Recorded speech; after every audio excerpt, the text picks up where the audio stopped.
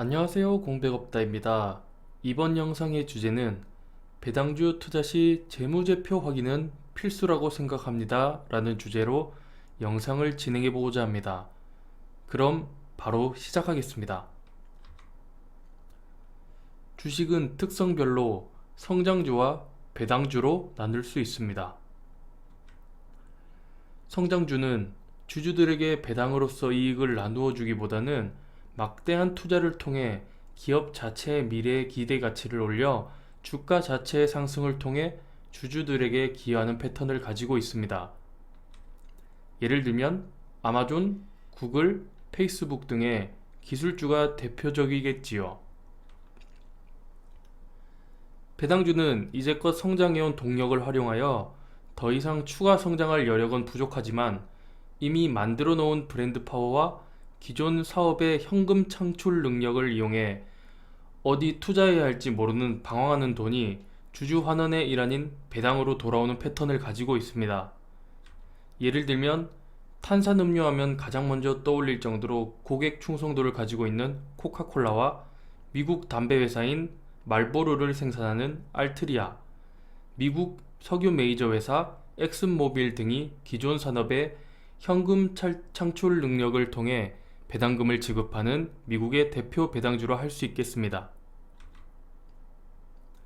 성장주는 기업의 미래 성장 가치를 가늠하여 주가에 반영되기도 하고, 만약 자금난이 있다면 기업의 성장성과 기술력을 보고 선뜻 투자금을 유치할 수도 있기 때문에 당장 재무제표만 보고 좋네 나쁘네 판단하기가 여간 까다로운 게 아닙니다.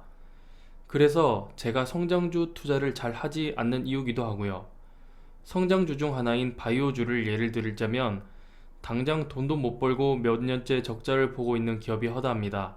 당연히 재무제표만 보고 투자하려면 절대 손이 가지 않지요.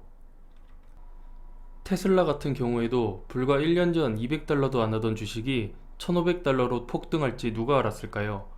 하지만 제가 배당주 위주로 투자하고 성장주는 그럼 거들떠도 안 볼 것이냐 라고 생각할 수도 있는데 그렇지만은 않습니다. 미래의 성장 가능성이 있는 좋은 기업을 찾아내는 인사이트를 기르는 것도 중요하기 때문에 저도 여러 회사의 사업보고서 등의 자료를 찾아보며 공부하고 있습니다. 제가 지금 당장에는 그나마 자신있게 할 수 있는 투자가 배당주 투자이고, 아직은 제가 성장주 투자할 만한 확신을 가질 실력이 부족하기 때문에 성장주 투자를 꺼려하고 있을 뿐입니다.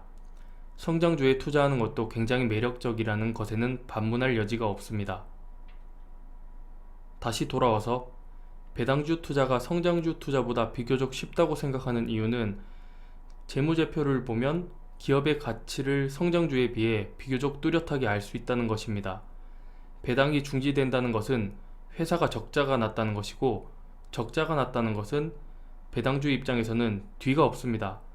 적자가 지속된다고 해서 더 이상 미래를 보고 자금을 투자해줄 세력도 없고, 들고 있던 자산을 담보로 대출로 버티다가 결국 파산에 가까워질 것이란 기업을 가려내는 것은 어느 정도 예상할 수 있기 때문입니다. 그렇기 때문에 배당주 투자 시에는 본인이 투자한 기업의 분기 재무제표 정도는 기본적으로 팔로우할 수 있어야 된다고 생각합니다. 자산, 부채, 자본은 어떻게 흘러왔는지, 기업의 현금은 얼마나 확보가 되어 있는지, 이자를 감당하고도 순이익이 충분히 나는지, 배당을 지급하고도 자금이 남아서 성장 여력은 있는지 등을 파악할 수 있기 때문입니다. 성장주의 미래 가치를 판단하는 것은 보통의 실력과 감으로 알아나기 힘들지만, 배당 중지나 파산에 이른 회사는 죽기 전 피해자가 다잉 메시지를 남기듯이 그 기업의 긴박한 재정난을 재무제표에 남깁니다.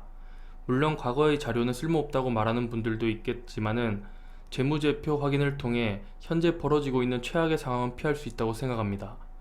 예를 들자면 크래프트 하인즈가 2019년 2월경 배당컷을 발표하여 발표 당시 장중 하루 만에 주가가 30% 가까이 빠지는 일이 있었습니다. 좌측의 표는 2019년 2월 17일 장중 하루 만에 30%의 폭락을 한 그래프이고, 우측의 표는 이 배당컷이 일어나기 전 분위기 보고서인 2018년 9월 29일 현금 흐름표 내용을 발췌한 것입니다. 배당컷이 발생하기 약 5개월 전의 자료를 보시지요. 무려 9개월간 영업한 현금 흐름이 899밖에 없습니다. 거기다가 자본적 지출 594를 뺐더니 잉여 현금이 305라는 경악스러운 수치가 남습니다.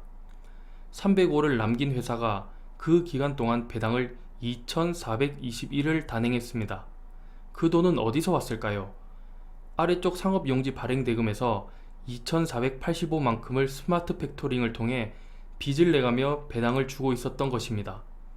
이런 징조를 미리 파악하고 읽었던 투자자들은 비중을 축소하거나 전체 손전을 했지 않을까요? 불과 5개월 전에 재무제표만 꼼꼼히 읽어봤다면 주가 폭락을 피할 수 있지 않았을까 생각해보는 시간을 가져봅니다.